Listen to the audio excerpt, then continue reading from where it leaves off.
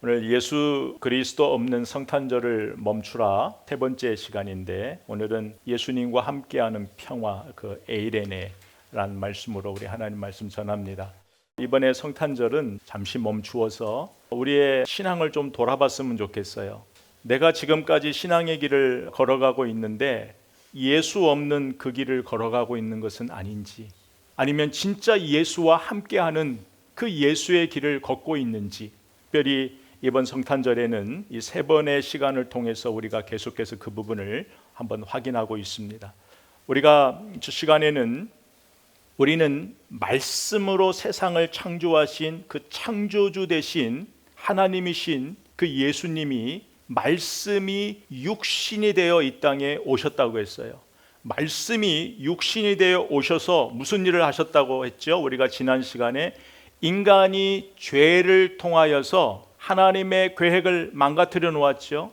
하나님의 선과 의를 망가뜨려 놓았어요. 그것을 말씀이 육신이 되어 오신 예수님께서 십자가의 죽으심을 통하여서 인간이 이룰 수 없는, 인간이 해결할 수 없는 그 하나님의 그 이미지, 그 하나님의 의와 선을 예수님께서 십자가에서 회복시켜 주신 거예요. 해결해 주셨단 말이에요. 그래서 우리는 그 예수님을 믿는 모든 사람들은 누구든지 그리스도 안에서 새로운 피조물이라, 예수님 안에서 새롭게 창조된 거예요. 완전히 새로운 사람으로 바꿔 놓으셨다라는 말씀이에요.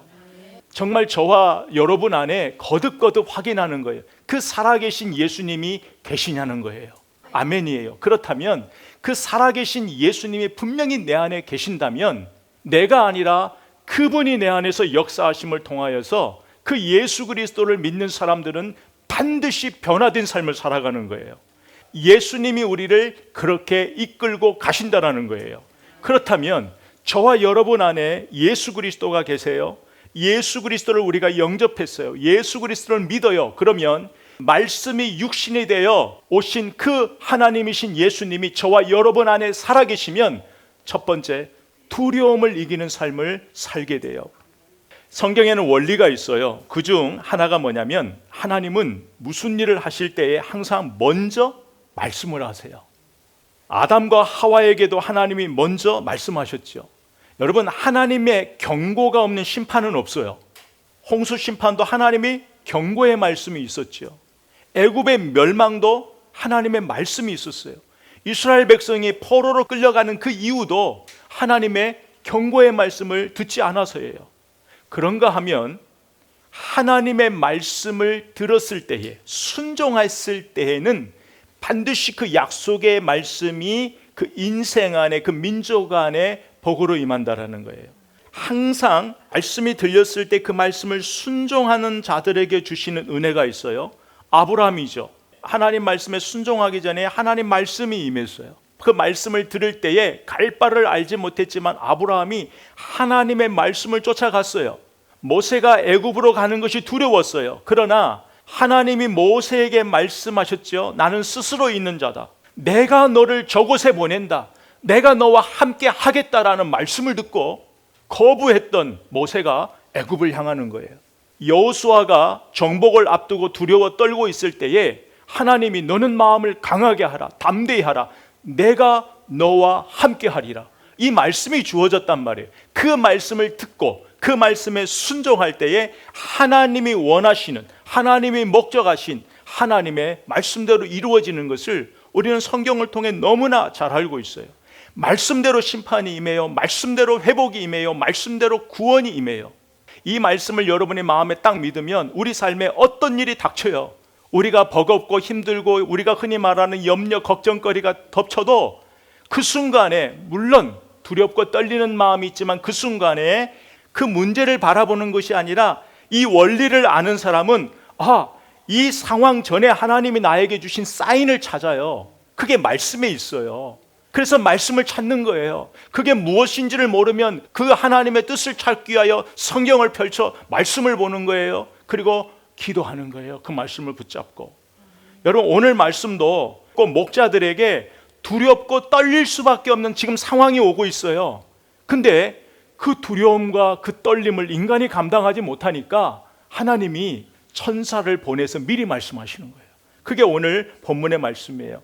여러분, 어둠 가운데 있는 자들에게는 하나님의 빛이 선포됐지요.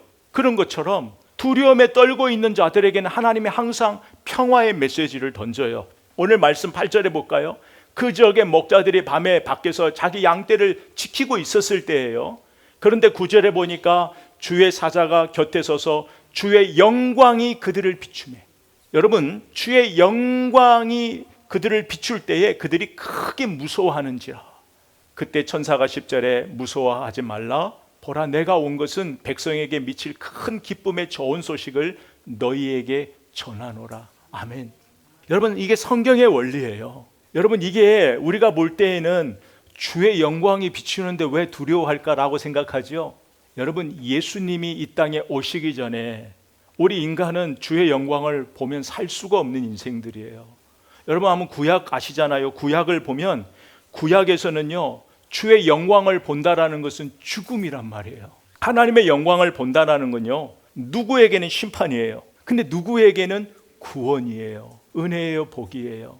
여러분, 우사와 오벳 에돔이라는 사람이 있어요. 똑같이 둘 다 법궤를 통해서 한 사람은 죽었고 직사했고 한 사람은 이 법궤를 통하여 그 가정에 복이 임했어요. 여러분, 똑같은 법궤에 대한 마음이에요. 근데 왜 우사는 죽었을까요? 우사는 그 하나님의 법궤를 대하는 마음가짐 때문에 죽은 거예요. 오벳 에돔은 그런데 그 법궤를 자기 집에 모셨는데 그걸 통하여 왜 하나님이 그의 가정에 복을 내리셨을까요? 은혜를 주셨을까요? 같은 법궤인데 그 법궤를 대하는 마음의 태도 때문에 그래요. 우사는 경외하는 마음이 없었어요. 그런데 오벳 에돔은 그 법궤가 자기 집에 들어오자 두렵고 떨림으로 그 법궤를 대한 거예요. 왜요? 법궤는 하나님의 임재와 영광을 상징하기 때문에 한 사람에게는 죽음이 오고 한 사람에게 은혜, 복이 오는 그 기준이 뭐냐면 그 하나님의 임재와 그 하나님의 영광을 대하는 우리의 태도이기 때문에 그래요. 여러분, 오늘날 예배도 마찬가지예요. 하나님의 임재와 영광을 내가 어떤 마음으로 대하는지, 거기에서 오는 그 두려움은, 오벳 에돔이 가졌던 그 두려움과 떨림은 공포가 아니에요. 우사가 죽었으니까 나도 언제 죽을지 모른다는 그 공포, 두려움이, 무서움이 아니라 경외하는 거예요. 하나님의 임재와 하나님의 영광이 우리 집에 머문다니, 이게 얼마나 감사할 일이에요.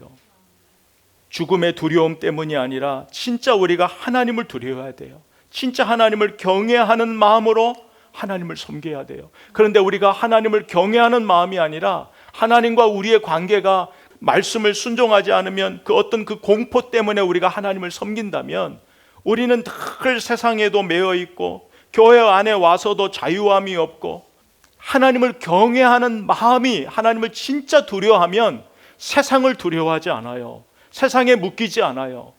세상 사람에게도 묶이지 않거니와 세상이 주는 그 큰 장애물, 걱정, 두려움, 염려에도 우리가 묶이지 않아요. 그것이 마태복음 10장 28절의 말씀이잖아요. 우리가 누구를 두려워해야 된다고요? 몸은 죽여도 영혼은 능히 죽이지 못하는 자들을 두려워하지 말고 오직 몸과 영혼을 능히 지옥에 멸하실 수 있는 이를 두려워하라. 누구를 두려워할 것이냐? 우리 인생에 내 삶의 중심에 누구를 두려워하면서 살아야 될까? 여기서 이 두려움은 공포가 아니에요. 경외하는 마음이에요. 하나님을 두려워하면 하나님 외에 그 어떤 것도 우리는 두려워할 이유가 없는 거예요. 우리 모두 그렇지만 두려움이 없는 인생 없어요. 다 저도 있고 여러분도 있어요. 작은 하나에도 흔들리고 넘어지는 것이 우리 인생이에요. 다 우리 똑같단 말이에요. 그럼에도 불구하고 우리에게는요, 이 두려움을 안고 사는 사람이 있고 두려움을 물리치는 사람이 있어요. 무엇이 우리를 이게 결정할까요? 하나님을 경외하는 마음이에요. 이것이 우리의 삶의 결과를 바꿔놓아요. 요한일서 4장 18절 말씀에는 그 사랑은 두려움을 물리친대요. 여러분, 하나님을 두려워한다는 것은 공포가 아니에요. 안정감이에요. 안정감. 여러분, 요셉의 삶을 보면 요셉은 코람데오가 하나님 앞에서잖아요. 요셉은 하나님 앞에서 살아간 거예요. 여러분, 정말 할 말 많은 인생을 살아갔던 요셉이 코람데오, 하나님의 시선만을 바라보고 산 거예요. 그래서 세상 사람이 날 몰라주어도 억울해도 요셉은 오로지 하나님만을 바라본 거예요. 콜함되어. 그것이 하나님을 경외하는 삶이에요. 하나님을 대면하는 삶이에요. 그런 사람에게는요, 세상이 두렵지 않아요. 세상 사람 몰라주어도 하나님이 나를 아신다라는, 하나님 앞에서의 삶을 추구했던, 경외했던 요셉은 세상의 환경에 두려워하지 않았어요. 주눅들지 않았어요. 왜요? 하나님이 나를 아신다라는, 지켜보신다라는 그 믿음 때문이에요. 그렇다면 이제 우리가 하나 더 보십시다. 그러면 오해 천사들을 하나님이 보내셔서 목자들에게 두려움을 물리쳐 주셨는가? 우리가 이제 다음 말씀을 보면 좀 이해가 가요. 11절 말씀에 보면 오늘 다윗의 동네에 너희를 위하여 구주가 나셨으니 곧 그리스도 주시니라. 누가는 왜 이 구주라는 단어를 써서 예수 그리스도를 지금 증명하고 있는지를 우리가 생각해야 돼요. 여러분, 이 말씀은 우리가 그 당시의 배경을 좀 이해해야 돼요. 그래서 오늘 11절의 말씀은 이 이야기예요. 너의 마음의 주인이 누구인가를 묻는 말씀이에요. 너의 마음의 주인이 누구인가? 그러면서 이 두려움을 이길 수 있는 것은 우리 마음의 주인이 누구인가에 따라서 달라지는 거예요. 우리 삶이. 그러면 성육신, 말씀이 육신이 되어 그 예수님이 우리 안에 오시면 첫 번째는 두려움을 이기는 삶을 살고, 두 번째는 내 삶의 주인이 누구신가를 아는 사건이 성육신의 사건이에요. 오늘 그것이 11절의 말씀이에요. 여러분, 그 당시를 한번 생각해 보자고요. 그 당시에는 누가복음 2장 1절에 보면 그때에 가이사 아구스도가 영을 내려 천하로 다 호적하라 하였으니, 그때 로마를 누가 다스렸다고요?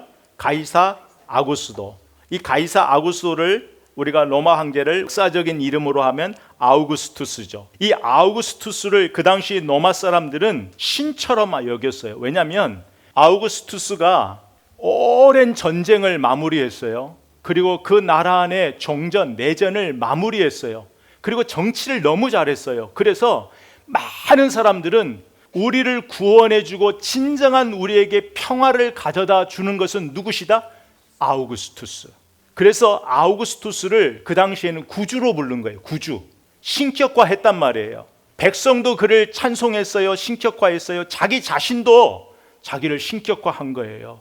그래서 지금 누가는 의도적으로 그 당시의 구주로 많은 사람에게 칭송을 받고 있는 그 아우구스투스라는 그 구주, 사람들이 부르는 그 의미를 가져다가 예수에게 적용시킨 거예요. 그러면서 진정한 구주, 진짜 우리를 구원하여 주실 분, 진짜 우리에게 평화를 가져 주실 분은 세상의 힘의 원리로 지배하고 있는 이 아우구스투스가 아니라 예수 그리스도이심을 지금 강조하는 것이 누가가 가지고 있는 의도란 말이에요.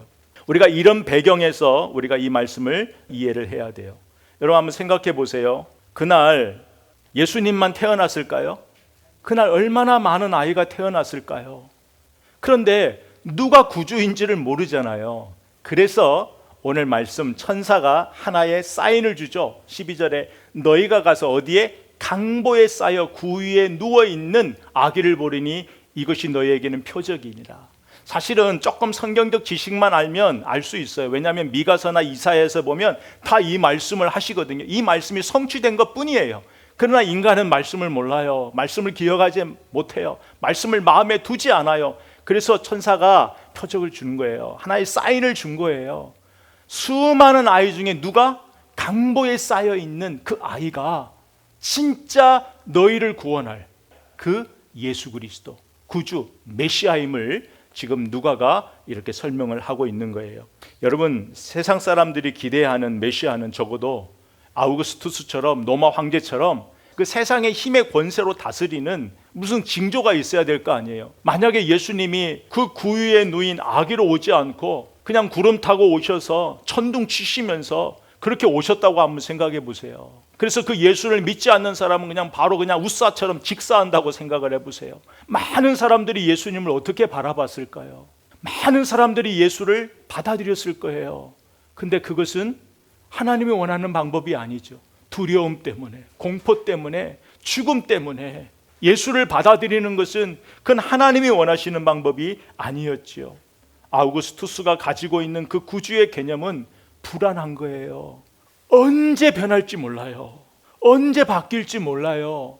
언제 빼앗길지 모른단 말이에요. 여러분 지금 그 당시에 로마 사람들의 그 마음을 들여다보세요.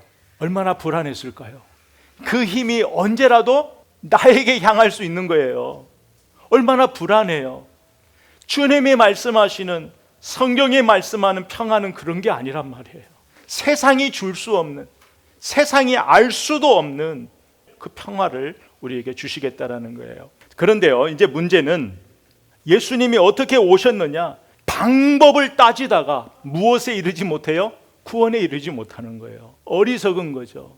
예수님이 이렇게 오신 것도 말씀의 성취를 위하여 이렇게 오셨지만, 그 말씀의 성취를 모른다 하여도 우리에게 중요한 것은 내가 구원받는 것, 내가 어둠에서 빛으로, 이제는 사망의 자리에서 은혜의 자리로 나온 그것이 중요한 것이지, 사망에서 생명을 얻은 그것이 중요한 것이지, 이제는 은혜의 사람, 하나님의 자녀가 됐다라는 그것이 중요한 것이지, 영원한 생명을 받은 그것이 중요한 것이지, 방법이 중요하지 않아요. 근데 아직도 지금 그것을 가지고 싸우고 있어요. 여러분, 그런데요, 그 당시를 한번 우리가 생각해야 돼요. 그 당시에 그 오신 예수 그리스도를 믿는다라는 것은 다른 게 아니에요. 그 당시, 지금 그 당시를 얘기하는 거예요. 로마의 영향력 아래 있던 사람들은, 이 사람들이 예수를 믿는다라는 것은 내 마음의 주인이 지금 누구예요? 로마 황제 아우구스투스란 말이에요. 내 마음의 그 황제인 아우구스투스에서 누구로? 예수 그리스도로 내 마음의 주인을 바꾸는 사건이 예수 그리스도를 믿는 사건이란 말이에요. 그렇기 때문에 오늘날도 동일해요. 오늘날도 예수 그리스도를 믿는다라는 것은 지난번에 설명했지만 내 마음의 주인을 바꾸는 거예요. 내가 이제까지 의지했던 것들, 바랐던 모든 것들을 뒤로 한 채 내 마음의 중심의 주인, 내 마음이 진짜 바라보고 소망하고 살 것은 예수 그리스도밖에 없다. 예수 그리스도밖에 없다라는 것을 시인하며 인정하는 거예요. 여러분, 이런 사람은요, 이렇게 신앙 고백하는 사람은요, 이제는 세상이 두렵지 않아요. 로마 황제가 두렵지 않아요. 내 삶에 닥쳐오는 문제를 두려워하지 않아요. 그것이 뭐예요? 임마누엘, 하나님이 우리와 함께 하신다라는 거예요. 그 창조주 전능자이신 그 하나님이, 말씀이 육신이 되어 내 안으로 오신 사건이에요. 그분을 모시고 사는 사람, 그분이 나와 함께 하신다는 그 믿음이 있는 사람에게는 이제는 세상이 두렵지 않는 거예요. 그런데요, 우리 현실은 어제, 오늘, 내일 그렇게 지속적으로 산다라는 게 너무나 어려워요. 제가 지난번에도 한번 말씀드렸잖아요. 많은 날들이 있지만 우리가 정한 이 주일날 우리가 와서 이렇게 예배를 드릴까? 정해진 시간에 우리는 이 멈춰진 시간에 하나님을 경배함으로 우리의 남은 일상의 삶에 예배의 삶을 배우는 거예요. 그래서 이 시간엔 잠깐 멈추는 시간이에요.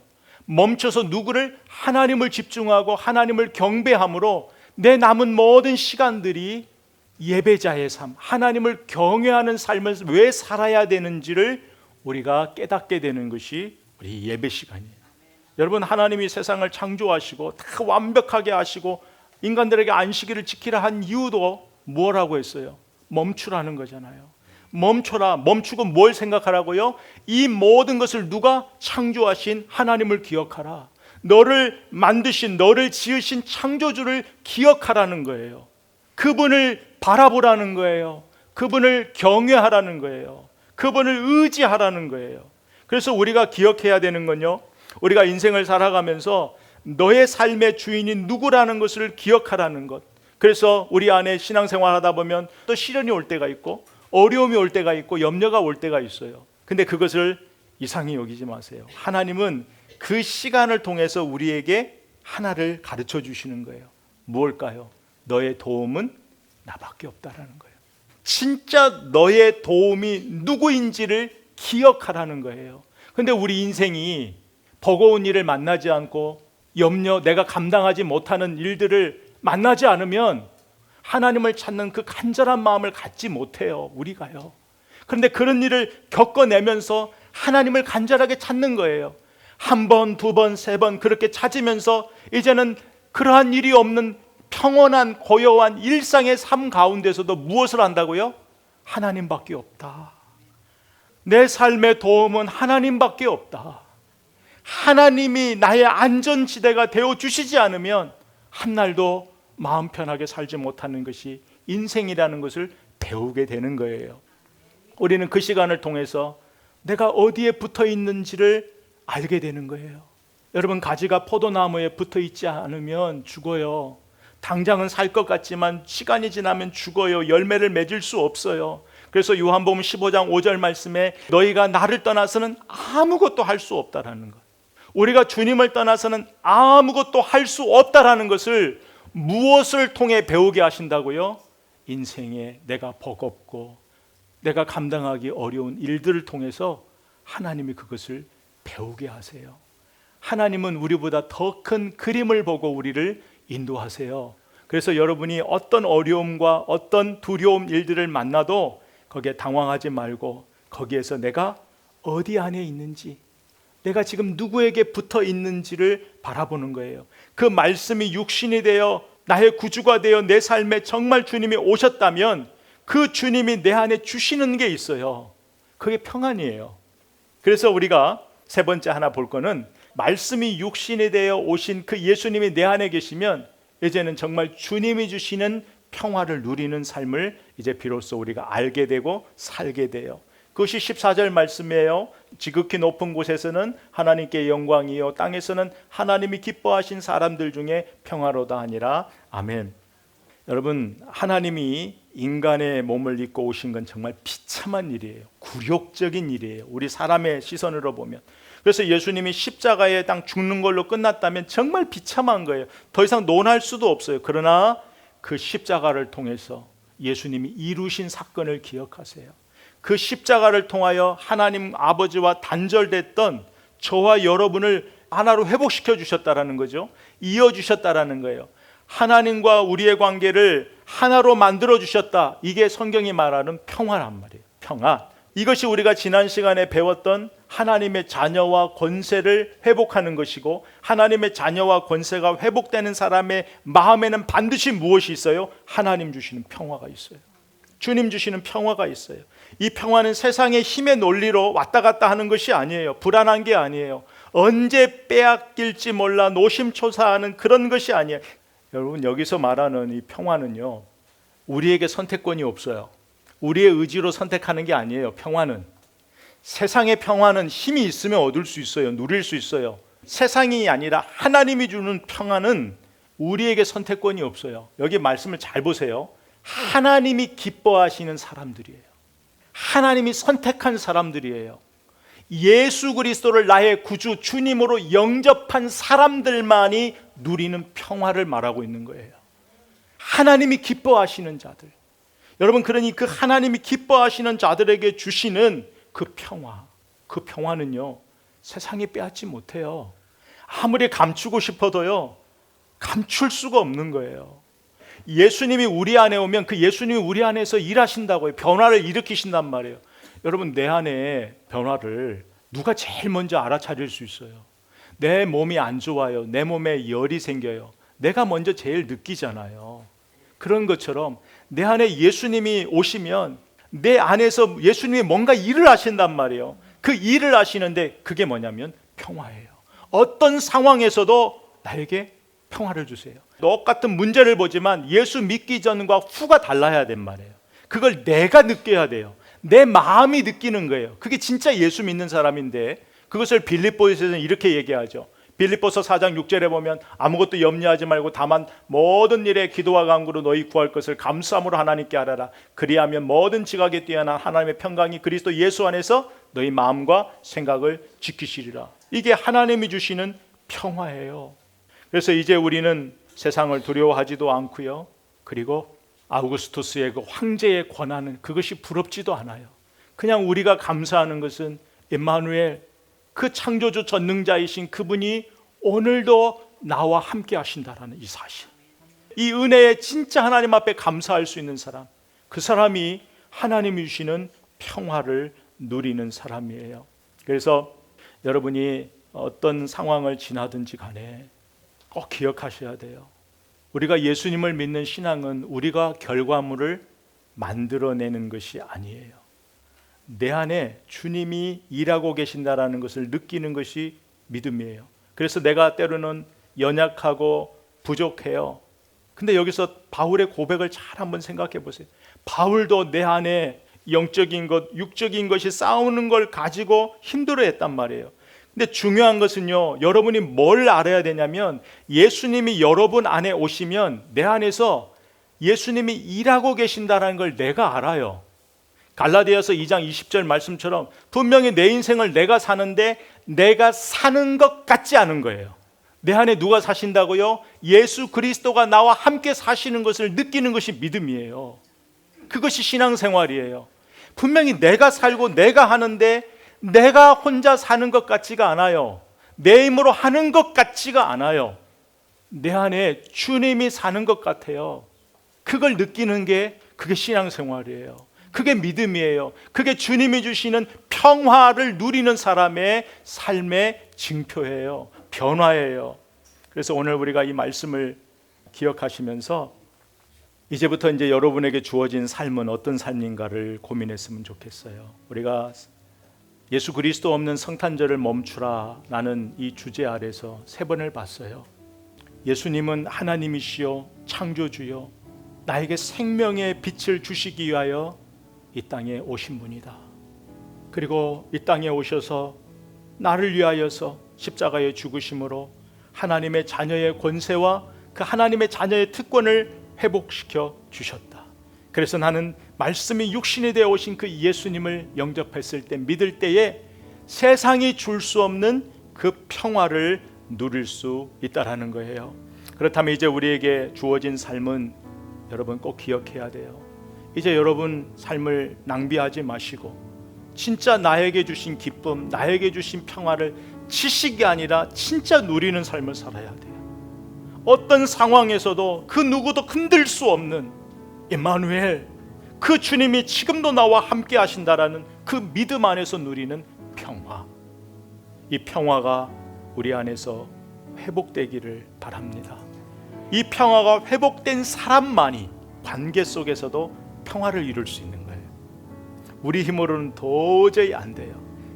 그 마음을 누린 자만이 누군가의 평화의 관계로 나아갈 수 있고, 그리고 그 섬김의 도를 알 수 있는 거예요. 그 복음의 능력을 전할 수 있는 거예요.